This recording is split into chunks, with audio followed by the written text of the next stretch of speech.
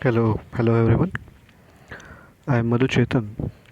In this class, let's prepare a schedule of changes in working capital. So let's read the problem first. You are required to prepare a schedule of changes in working capital from the following balances or from the following balance sheet and of Nancy Limited at the end of 2002 and 2003. Here 2 years balance sheet is given. Let's read that. So of 2002 and 2003, liability side, share capital 50,000, general reserve 25,000, bills payable 10,000, debentures 30,000, trade creditors 40,000, short term loans 30,000. For 2003, share capital 75,000, general reserve 30,000, bills payable 15,000, debentures 50,000, trade creditors 50,000, short term loans 40,000. Now moving to asset side. For 2002, cash at bank 15,000, plant 50,000, building 50,000, stock 30,000, bills receivables 25,000, trade creditors 15,000. In 2003, cash at bank 25,000, plant 70,000, building 60,000, stock 35,000, bills receivables 40,000, trade debtors 30,000. So now to prepare a schedule of changes in working capital, we must know the current assets and current liabilities in the given balance sheet. So in the asset side, the balance sheet asset side, let's mark the current assets. What are all the current assets? One is cash at bank, stock, bills receivables, debtors. And current liabilities are trade creditors, short term loans, bills payable.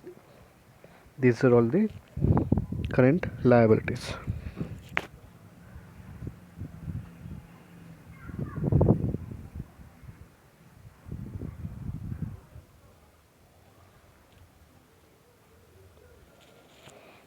Now, to prepare schedule of changes in working capital, we have to draw a table which consisting of 5 columns.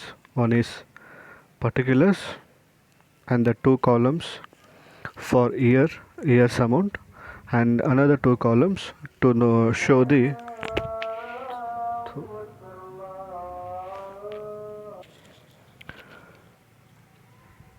to know the increase or decrease, whether there is an increase or decrease in current assets and current liabilities. Another 2 columns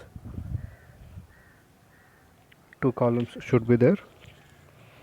Now write down all the current assets in the given problem. That is, first one is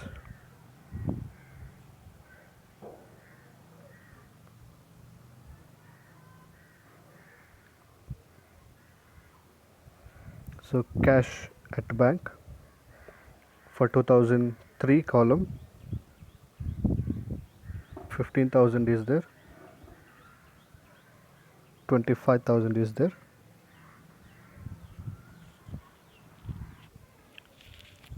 In 2002 it was 15,000, and in 2003 it was 25,000. So difference is 10,000 is increased. Then stock, cash at bank.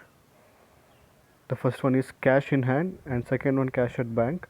That is it's correct, cash at bank 15,000, and stock 30,000 is there, and 35,000 in 2003. Yes,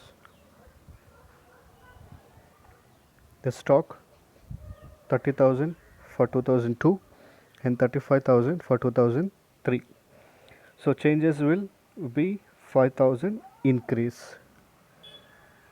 Then bills receivable 25,000 to 2002, 40,000 for 2003. Changes will be there is an increase in 15,000 in bills receivables. Now trade debtors 15,000 for 2002 and 30,000 for 2003. So changes are 15,000 increase in current assets. So the total current assets will be 85,000 and 1,30,000. Now coming to liabilities, other that bills payable, that is 2002 10,000 and 2003 5,000. So here it's showing 5,000, okay, 5,000 increase in bills payable, that is current liability. But when there is an increase in amount in current liability, it actually means that the current liability has been decreased. So that's what we discussed in theory classes. So if there is an increase in current liability, that the difference amount will be written in decrease column, so here that's why the 5,000 difference is written at decrease column. Next, trade creditors, so 40,000 for 2002 and 50,000 for 2003 is there.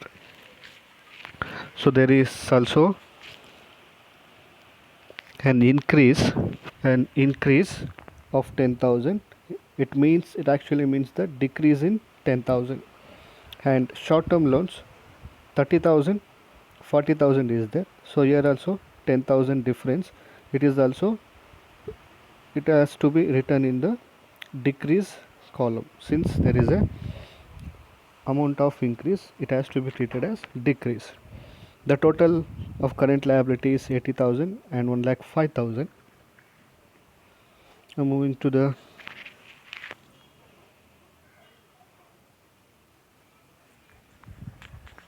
next one. Here let's add the differences. 45,000 in increase column and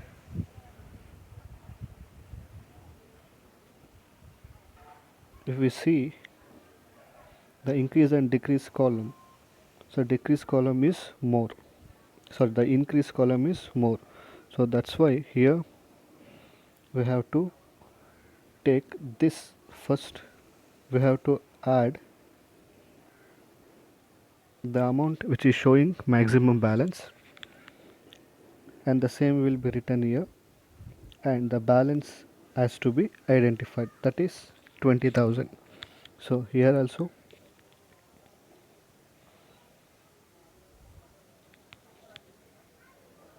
the difference between the 1,05,000 and 80,000, the total differences, the what and working capital, total current assets minus total current liability. So that is in 2002 column, that is 5,000, in 2003 column, that is 25,000.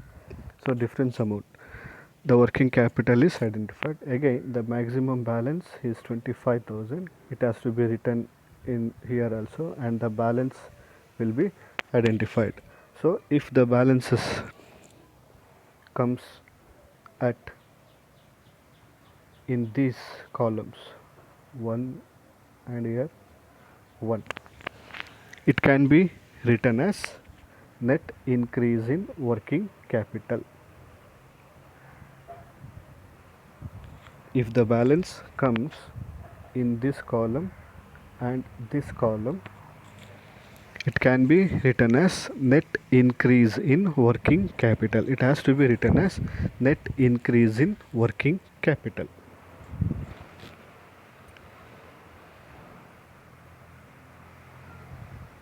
So at last here what we have to do, we have to add, we have to first observe where we can get the maximum amount. Here the increase column get the maximum amount, so 45,000 is written here.